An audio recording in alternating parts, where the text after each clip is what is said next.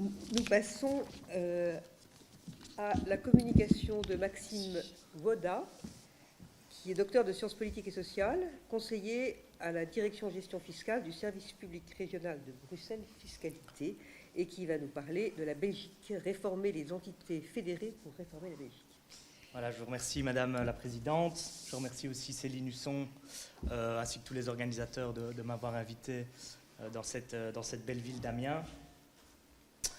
Et donc, je vais vous parler de la Belgique. Donc, je suis doublement content parce qu'on aura, en tant que voisin, 3 fois l'occasion de vous expliquer et peut-être d'approfondir donc notre système.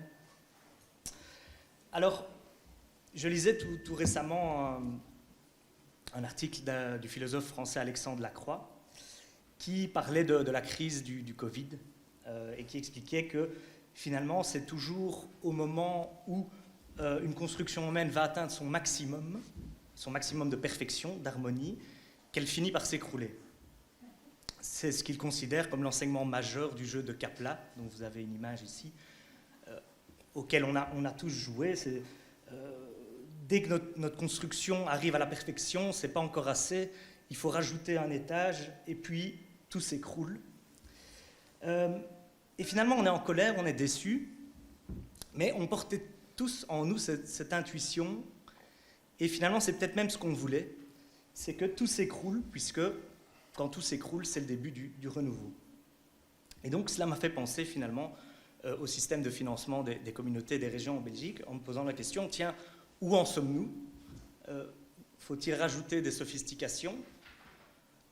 Et est-ce que tout va finalement bientôt s'écrouler ? Alors comme vous le savez, ou ne le savez pas, mais la Belgique est un État fédéral, avec 3 communautés, 3 régions. Les communautés et les régions disposent chacune du pouvoir législatif, du pouvoir exécutif. Elles ont un parlement, elles ont un gouvernement. Les communautés sont délimitées sur des bases linguistiques, donc elles n'ont pas de territoire à proprement parler, et elles s'occupent de compétences. Les principales compétences sont l'enseignement, la culture et certains aspects de la politique de santé. Les régions, quant à elles, sont déterminées sur une base territoriale, donc elles ont un territoire fixé et leurs compétences sont liées au territoire. Donc on a l'emploi, l'agriculture, l'aménagement du territoire, les travaux publics, l'environnement, mais aussi l'économie et d'autres aspects de la santé. Donc il s'agit en principe d'un système de compétences exclusives avec une interprétation large des compétences qui sont attribuées et une interprétation plus restrictive des dérogations. Alors il y a certaines compétences qui ne sont pas attribuées ou qu'on qualifie de parallèles, comme la recherche scientifique, la possibilité d'exproprier ou d'assortir certaines normes de sanctions pénales. En vertu de l'article 35 de la Constitution, l'autorité fédérale n'est, selon cet article, compétente que pour les matières qui lui sont attribuées. Cependant, cet article n'est pas en vigueur, et dans les faits, c'est la situation inverse donc, qui prévaut, c'est-à-dire que ce sont les communautés et les régions qui ont des compétences attribuées, et la compétence résiduelle revient à l'autorité fédérale. Donc, pour rappel, ce qu'on appelle les entités fédérées en Belgique sont les 3 communautés, les 3 régions, et si l'on veut être tout à fait précis, à Bruxelles, il y a certaines entités qui vont se voir attribuer les compétences des communautés, mais à Bruxelles, et parmi celles-ci, il n'y en a que 2 qui sont des entités fédérées. Donc, pour résumer, on aurait 9 entités en Belgique, si on ajoute l'État fédéral, mais il faut préciser que la communauté flamande et la région flamande ont fusionné. Alors, quelles sont les caractéristiques de ce fédéralisme ? C'est un fédéralisme qui est centrifuge, c'est un fédéralisme, vous l'avez compris, qui est asymétrique, avec des entités qui ont des compétences différentes, qui ont des natures différentes, basées sur une double stratification, communauté-région. Si l'on va plus loin, on pourrait dire on pourrait remarquer qu'il y a une absence de correspondance fiscale parfaite entre les compétences matérielles et celui qui en supporte réellement le coût. il y a une absence d'homogénéité entre compétences matérielles et compétences fiscales, et ceci conduit à ce qu'on appelle une illusion fiscale pour le citoyen qui est finalement incapable de s'interroger sur la pertinence des recettes et des dépenses publiques à cause d'une certaine méconnaissance d'un système institutionnel, vous l'aurez déjà compris, assez complexe. Parlons à présent du financement des communautés et des régions. Mon intervention s'intitule « Réformer la Belgique en réformant son financement ». Alors parlons tout d'abord des régions. Les régions ont trois types différents d'autonomie fiscale. Elles ont d'abord la possibilité de créer leurs propres taxes, ce qu'on appelle les taxes régionales propres, avec cependant un certain cadre, c'est-à-dire qu'elles peuvent créer des taxes sur des matières qui ne sont pas encore occupées par l'autorité fédérale ou qui ne sont pas encore occupées par la fiscalité propre des communautés, enfin, par leur propre fiscalité. Alors, le législateur a par rapport à cette autonomie fiscale un certain pouvoir de dernier mot, puisqu'il peut excepter certaines matières fiscales à la fiscalité propre des communautés et des régions, par exemple en excluant certains contribuables, par exemple certaines entreprises publiques, les télécoms, les chemins de fer, la poste. Ensuite, il y a ce qu'on appelle les impôts régionaux. Donc la terminologie est très proche. Il s'agit d'impôts qui, à la base, étaient fédéraux, et qui ont été transférés, dont certaines compétences ont été transférées aux régions. Plus précisément, elles peuvent en modifier la base, le taux et les exonérations. Mais le fédéral, donc l'autorité fédérale, reste compétente pour la matière imposable. Ensuite, la troisième forme d'autonomie fiscale, c'est par rapport donc, à l'impôt sur le revenu, où un quart des recettes de l'impôt sur le revenu reviennent aux régions par le biais d'additionnels à l'impôt fédéral. Ensuite, elles sont financées par toute une série de dotations spécifiques en matière d'emploi, en matière de dépenses fiscales, en matière de fiscalité immobilière.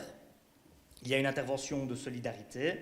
Il y a certaines compensations spécifiques à la région bruxelloise, notamment pour les travailleurs des régions qui utilisent les infrastructures bruxelloises sans payer d'impôts à Bruxelles. Et puis toute une série de recettes non fiscales et le recours à l'emprunt. Pour les communautés, s'il existe bien une autonomie fiscale théorique, elle est absente de fait, puisque les communautés n'ont pas de territoire et il est impossible à Bruxelles de distinguer entre un contribuable flamand et wallon. Donc les communautés françaises et flamandes sont essentiellement financées par des dotations ou des parties d'impôts attribuées. Pour la plupart de ces montants, ces dotations sont réparties sur des clés besoins. Pour une partie, elles sont réparties sur plutôt des clés ce qu'on appelle juste retour, ou des clés IPP, impôt des personnes physiques. Elles ont aussi l'occasion d'emprunter et elles ont toute une série de recettes non fiscales. Alors, la Cour constitutionnelle a encadré ces mécanismes de financement par des principes importants. Les communautés et les régions doivent respecter l'Union économique et monétaire belge. Donc, il s'agit là d'une sorte de transposition de l'Union économique et monétaire européenne, l'interdiction des droits de douane et des taxes d'effet équivalents, mais au niveau belge. Et elles doivent garder une certaine proportionnalité dans leur pouvoir fiscal. Donc elles ne peuvent pas rendre impossible ou exagérément difficile l'exercice d'une compétence par une autre collectivité politique. Il y a aussi des principes qui se retrouvent dans ce qu'on appelle la loi spéciale de financement des communautés et des régions, la LSF, donc qui fixe, comme son nom l'indique, les modalités de financement des entités fédérées, et qui impose certains autres principes, comme l'exclusion de la concurrence fiscale déloyale, comme l'évitement de la double imposition, et bien sûr aussi la liberté de circulation des personnes, des biens, des services et des capitaux. Alors mon intervention s'intitule « Réformer les entités fédérées pour réformer la Belgique ». Alors on se pose la question de savoir, finalement, faut-il réformer l'État ? Remarquons à cet égard, d'un point de vue politique, que tous les gouvernements qui ont récemment réformé, opéré de grandes réformes institutionnelles ont toujours progressé dans les scrutins qui suivaient. Et les partis qui n'ont pas pris part aux réformes, ou qui n'ont pas réformé quand elles étaient aux responsabilités, ont souvent perdu dans les scrutins suivants. Vous voyez également aussi qu'il y a encore une certaine marge de décentralisation. J'ai choisi de vous montrer ici, plutôt que de prendre les dépenses, mais les recettes publiques, où vous voyez que l'autorité fédérale réalise encore 60% des recettes publiques en Belgique. S'il fallait réformer la Belgique, faut-il le faire par le biais du système de financement des communautés et des régions? Alors, il est vrai qu'on évoque, les experts, les académiques, les hommes politiques évoquent toute une série de possibilités. Il est possible de continuer dans la dynamique centrifuge, de régionaliser, de communautariser certaines autres compétences. Il est aussi possible de refédéraliser certaines compétences. Ou alors, faut-il réformer tout d'une page blanche? On a parlé pendant le dîner de certains partis rattachistes, rattachement Wallonie-France. Récemment, le leader de la droite nationaliste flamande parlait d'un rattachement de la Flandre aux Pays-Bas, ou à une partie des Pays-Bas. Faut-il transformer cet État fédéral en une confédération sur le modèle helvétique? Vous le voyez déjà, toutes ces possibilités, toutes ces destinées sont parfois un peu, naissent parfois d'un sentiment un peu romantique, mais parfois, comme le disait justement Bart de Wever, le leader donc, de la droite nationaliste flamande, premier parti en Belgique, parfois ce qui est impensable devient réalité. Et il est vrai que l'histoire peut le prouver. Ce qui est certain aujourd'hui, c'est qu'avec 8-9 entités, avec des compétences et des natures différentes, on entend qu'il faut uniformiser, peut-être uniformiser certains paquets de compétences, peut-être garder 4 régions, créer 4 régions. Il faut simplifier, une uniformisation constituerait une simplification. Et il faut aussi clarifier, parce que le système est trop peu lisible et cela crée un certain déficit démocratique puisque le citoyen ne s'y retrouve pas. Il est vrai que chaque réforme du financement des communautés et des régions a finalement porté en lui le germe de la réforme suivante. Et donc il est peut-être temps d'arriver au système définitif, à l'aboutissement du financement des communautés et des régions. Et pour ceux qui auraient le courage un jour de se plonger dans cette loi de financement, avec des articles avec des /1, /2, /3, bis, ter, jusqu'à même D qui est, c'est vrai que ce n'est pas tout à fait lisible. Alors, rassurons-nous, la devise du gouvernement actuel est un État plus efficace. Comme on l'a rappelé, l'efficacité a un sens particulier dans le domaine financier. Et donc l'idée de réformer la Belgique vers 4 entités, avec, donc, qui seraient la région wallonne, la région bruxelloise, la région flamande et la communauté germanophone qui deviendrait une région à part entière, est très souvent évoquée. Par exemple, le ministre-président donc, de la communauté germanophone n'est pas contre cette idée, mais d'emblée, je vais dire qu'il met en garde, si on régionalise la communauté germanophone, si on crée 4 régions, il faudra réformer la loi de financement parce que beaucoup de ses concitoyens sont des transfrontaliers qui travaillent et payent leurs impôts à l'étranger. Donc d'emblée, lorsqu'on parle de réformer l'État, on parle de réformer le financement. Pareil pour le ministre bruxellois des Finances qui s'interroge sur le fait de savoir si on ne pourrait pas percevoir l'impôt sur le revenu sur le lieu de travail et non plus sur le lieu de résidence, ce qui serait tout bénéfice pour la région bruxelloise. Et si l'on régionalisait l'impôt des sociétés, quelles seraient les conséquences sur les finances de la région bruxelloise? Il a récemment lancé une étude sur ces thématiques. Pour certains économistes, par exemple l'économiste Steinbart, si une prochaine réforme de l'État avait lieu. Il faudrait justement renforcer les mécanismes actuels de la loi de financement et mettre une pression supplémentaire sur les régions où les réformes sont peut-être les plus attendues, à savoir la région wallonne et la région bruxelloise. Et certains autres hommes d'État, comme André Alain, qui était un homme d'État de premier plan en Belgique, n'est pas contre l'idée d'une Belgique à 4, en disant on pourrait trouver un équilibre entre créer 4 régions et renverser le fameux article, enfin mettre en vigueur en tout cas le fameux article 35 et donner la compétence résiduelle à ces régions. Finalement, on ne resterait fédéral que des compétences attribuées, fédérales ou confédérales, la défense, la politique fédérale, la fiscalité fédérale, la cohérence de la politique extérieure.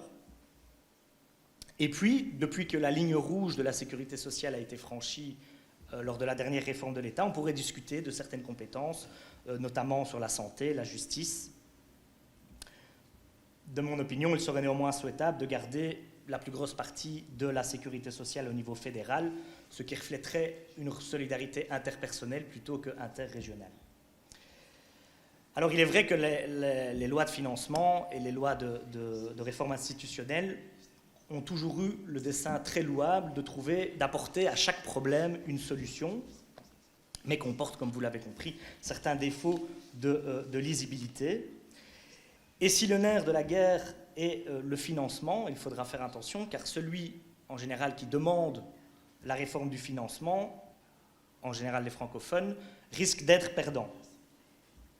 Donc il faut attendre un peu avant d'avancer son pion et peut-être réfléchir à une stratégie avec plusieurs coups d'avance. Toutefois, il est vrai que la crise sanitaire et puis, comme vous le savez certainement, en Belgique, les conséquences de la crise climatique n'augurent rien de bon pour les finances publiques et on se demande toujours est-ce qu'on va pouvoir se permettre de garder un système tel que celui que nous avons. Alors, il existe certaines autres difficultés relatives à la loi de financement. J'en prendrai une sur, par exemple, les impôts régionaux, comme je vous l'ai dit. Donc, les impôts régionaux sont des impôts dont les recettes reviennent aux régions, qui peuvent modifier la base, le taux et les exonérations, mais la matière imposable reste fédérale. Le service de l'impôt, la gestion de l'impôt, peut être régionalisé, mais en attendant est toujours effectué pour certains impôts par l'administration fiscale fédérale, ce qui rend toute réforme assez difficile puisqu'il faut demander un avis sur l'applicabilité technique de la réforme, tout en sachant que l'administration fiscale fédérale n'a plus aucun intérêt à investir dans des nouveaux mécanismes, dans des nouveaux processus pour des impôts qui vont in fine lui échapper.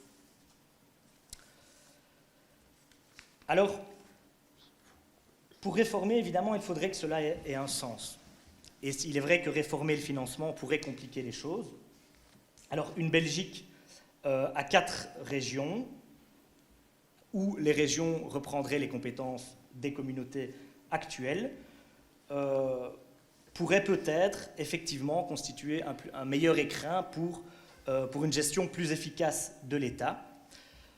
Cette vision prendra forme dans l'idéal aux alentours de 2030 pour le bicentenaire de la Belgique. En attendant, une consultation citoyenne va être lancée maintenant pour pour le début de la rentrée et on espère que ça aboutira finalement à un système pour 2030 qui pourra être soutenable d'un point de vue financier. Voilà, je vous remercie.